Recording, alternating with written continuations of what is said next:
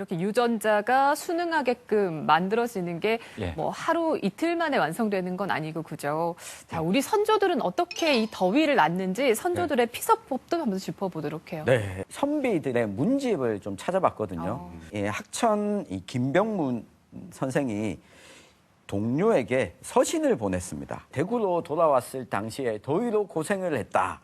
그래서 공산의 운하와 동화사의 종소리 그리고 복루의 수월이 자신에게는 매우 흡족하였다. 팔공산이 피서지였군요. 그렇죠. 지금 보면 팔공산 수택골에 피서를 간 거였어요. 그러니까 이게 19세기에도 팔공산으로 계곡에 피서 가는 게 우리 선조들도 이게 더위를 이겨내는 방법이었다 생각을 했던 거죠. 조선시대에는 왕이 얼음도 나눠줬거든요. 석빙고에 있는 얼음을 조선시대에는 매년 6월부터 8월까지는 벼슬에서 물러난 공신들한테 나눠줬다고 하거든요. 진짜 귀했겠습니다. 네. 대구는 덥잖아요. 여기도 대구에도 석빙고가 있었나요? 있었습니다. 신라시대 때부터 사용했던 이 경주의 석빙고는 많이 알려졌는데요. 현풍에도 현풍 석빙고가 영조 때에 중축된 걸로 기록이 남아 있습니다. 그리고 이 대구 곳곳에 국가에서 관리하는 빙고뿐만 아니라 사빙고라고 해서 이걸 업으로 삼는 사람들도 상당수가 존재했었고 경북 지역에도 이 흔적들이 남아 있는데 이 석빙고를 기리기 위해서 북구 당시 칠곡군에서는 기념비석도 지금 대구에 설치가 되어 있거든요. 덥다고 해서 얼음을 못 보는 게 아니라 덥기 때문에 얼음을 보관할 수 있는 장소를 다른 지역보다 더 열심히 찾았다라고도 볼 수가 있는 거죠.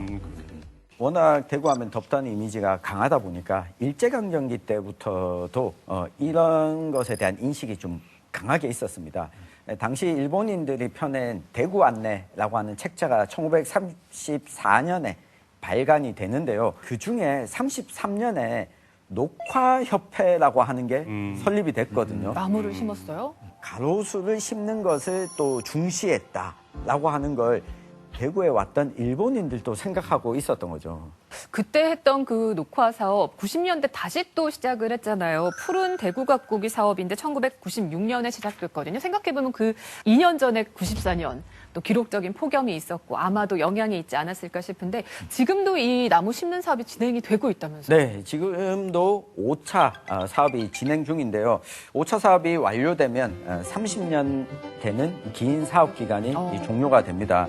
4차까지 3,900만 그루, 그러니까 3,900그루가 아니라 3,900만 그루를 심었습니다, 대구에. 대구 온도가 약간 내려간 게 뭐 당시에 그 문희갑 시장이 나무 많이 심어서 온도 내려간 거다. 이런 얘기 대구 분들 자주 하시거든요. 인과관계가 있나요? 근데 이게 나무를 심었을 때 이게 도시를 시원하게 만드는 원리는 두 가지인데요. 하나는 그늘을 만들어 가지고 지표 온도가 많이 올라가서 막아주는 효과죠. 그늘 효과. 그다음에 두 번째는 이 물의 정산 효과. 물이 증발할 때 열을 주변에 빼앗으니까요. 그래서 두 가지 효과를 얘기를 하는데 사실 이 나무가 온도가 32도가 넘어가면은 기공이 닫히거든요. 한여름에는 이게 물 증발 효과는 사실상 없는 거고 그늘 효과로 인해 가지고 시원함이 만들어지는 거거든요. 예전에 문희갑 시장님 시절에는 가지치기를 전혀 못 하겠습니다. 그게 아주 제대로 이 거리가로수의 효과가 무엇인지를 그때 그 시장님은 이해를 하고 있었던 것 같아요. 근데 요즘 보면 앙상하게 만들어 놓은 걸 보면 그렇게 하려고 하면 그늘 효과가 안 만들어지기 때문에 나무를 왜 심는가 하는 그 기본 정신을 잃고 있는 것 같습니다. 그러니까 대구가 워낙 더위가 유명하니까 관련 대책에 대해서도 되게 꼼꼼하게 준비를 하고 있는 것 같더라고요. 폭염 대책 기간이 언제부터 시작할 거라고 생각하세요, 김수박 작가님? 대책이니까 겨울부터 하면 좋겠지만은 보통 안 그렇잖아요. 보통 근데 우리가 한 7월 달쯤에 이제 준비할 것 같은데 5월 20일부터 9월 달까지를 이제 폭염 대책 기간으로 정해가지고 여러 가지를 이제 조사를 하고 이제 대응책을 마련을 한다고 합니다. 그리고 폭염 및 도시 열섬 현상에 대한 대응 조례도 2018년도에 이제 제정이 되어가지고 곳곳에 변화가 실제로 일어나고도 있는 거죠.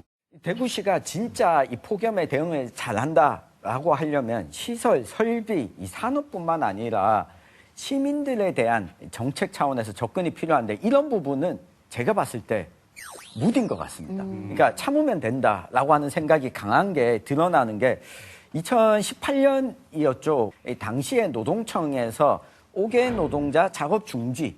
이게 폭염 시에 작업하지 마라라고 했었는데 모 구청 앞을 제가 지나고 있는데 오후 2시에 그 가로수 있죠 가운데 공공 업무를 하는 고령의 이 어른들이 거기에서 잡초 뽑는 작업을 하고 있었어요.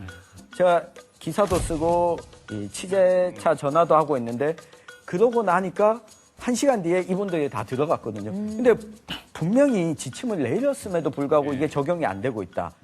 더위가 누구에게나 다 평등한 것 같지만 절대 아니거든요. 취약계층이 가장 먼저 이 더위에 피해에 노출되기 때문에. 그리고 일을 왜 늘 야외 활동 하지 마세요 하고 폭염 경보가 발령되면 늘 방송에서 저희도 얘기하는데 쉬지 못하는 분, 일하지 않을 수 없는 분들이 분명히 또 있거든요. 베트남 국적의 20대 노동자가 숨이 멎은 채 발견됐습니다. 발견 당시 남성의 체온은 40.2도. 소방당국은 온열 질환으로 쓰러진 걸로 의심하고 그렇죠. 지금도 보면 우리나라 사람들이 여름은 더워야 마시지 이런 얘기를 하는데 과거의 더위가 그저 좀 불편한 정도 더위였다고 한다면 지금은 사람 목숨을 앗아가는 살인적 더위입니다. 옛날 더위와 지금 더위는 다릅니다. 이런 얘기를 하거든요. 그 다른 나라에 보면은 고온 건강 경보 시스템이라고 해가지고 폭염이 어느 정도 수준일까 하는 통보는 기상청에서 담당을 하는 것이고 관에서는 그런 수준이 나오면 이게 몇 단계인지에 따라가지고 매뉴얼이 실제 매뉴얼이 쫙 정해져 있거든요. 연세가 많은 분들, 뭐 지병이 있는 분들, 그다음에 가난한 분들, 그래서 에어컨을 가동 못하는 분들, 이런 분들이 피해를 보지 않습니까? 그래서 이거를 GI 시스템을 이용해가지고 사람들이 어디에 어떤 사람들이 분포하는지를 다 파악해놓고 그 단계에 따라가지고 공무원들은 바로 행동으로 들어가는 거거든요. 그런데 우리나라는 행정안전부에 가면은 재난 대응하는 공무원들이 많이 있고 대구에 내려오면 대구광역시에는 그런 공무원들이 있는데 당장 부청에 내려가면 그런 조직도 없고 공무원도 없거든요. 반드시 이걸 빨리 고쳐야 된다고 얘기를 하고 있었습니다. 미국 시카고에서 1995년도에 폭염 때문에 정말 많은 사람이 죽었거든요. 갑자기 너무 많은 사람이 죽으니까 이제 막 뒤늦게 이제 조사를 하고 하니까 정말 그 미세한 정책의 차이. In July of 1995, Chicago dealt with some of the hottest consecutive temperatures the city has ever seen. From July 12th through the 16th, Chicagoans experienced temperatures over 99 degrees, and they even felt hotter, sometimes around 120 degrees. That, along with high humidity and cloudless skies, made for conditions the National Weather Service had never seen in its 120 years. The impact of the heat was felt all across Chicago.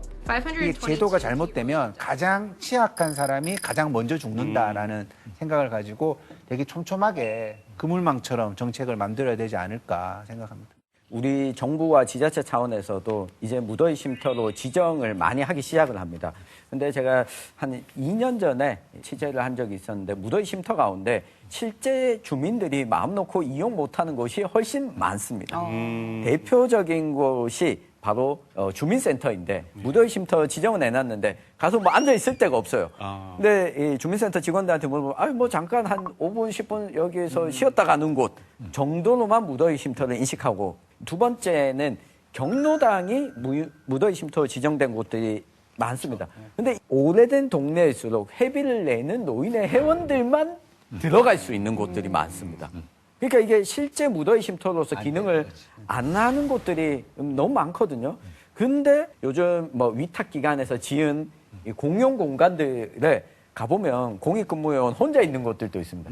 조금 더 이게 촘촘하게 사회적인 약자들이 누구나 이용할 수 있는, 누구나 편하게 들어올 수 있도록 만들어주는 것도 우리가 이 더위를 이겨내는 중요한 방법이다라고 생각합니다. 대단히 중요한 지적인데요. 대구가 한 6천 개 정도 더위 쉼터가 있어서 전국에서 가장 많다고 자랑을 하는데 그 6천 개가 어디인가 들여다보면 은행에 있는 ATM기라든가 주로 이런 곳이에요. 그래서 다른 나라는 시청이라든가 학교 이런 것을 대폭 엽니다. 그리고 낮이나 이런 데도 도서관이라든가 서점 이런 곳에도 야간에도 이런 행사를 많이 열어가지고 그리고 한 곳에 많이 모여서 우리가 시간을 보내면 에너지 절약도 할 수 있고 그래서 이런 것들도 많이 지원해 주는 이런 모습을 볼 수가 있습니다.